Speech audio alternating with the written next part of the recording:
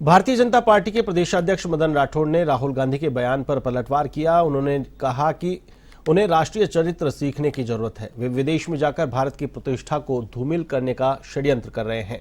आइए आपको सुनाते हैं क्या कुछ कहा भाजपा प्रदेशाध्यक्ष मदन राठौड़ ने। तो राष्ट्रीय चरित्र सीखने की जरूरत है।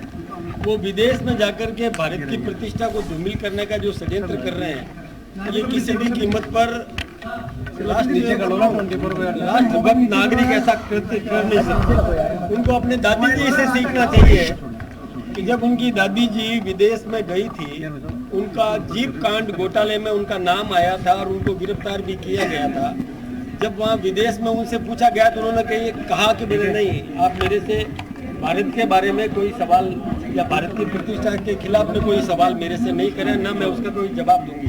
तो अपनी दादी से सीख लेते। वो अभी वहाँ विदेश में जाकर के और भारत की प्रतिष्ठा को धूमिल करने का जो षड्यंत्र कर रहे हैं, मैं सोचता हूँ कि बहुत गलत है, निंदनीय है।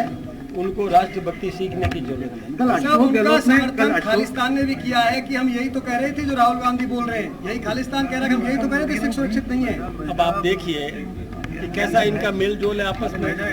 जो खालिस्तान समर्थक जो देश को कमजोर करने का उनके साथ उनकी भाषा और राहुल जी की भाषा मिल रही है।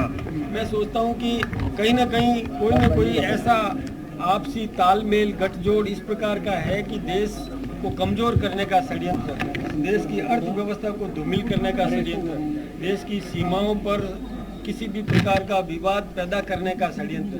आपको पता है कि जब डोकलाम में हमारे देश के सैनिक संघर्ष कर रहे थे, उस समय वो चीन के सेनापति से बात कर रहे थे। मैं सोचता हूँ कि ये अराष्ट्रीय गतिविधि है।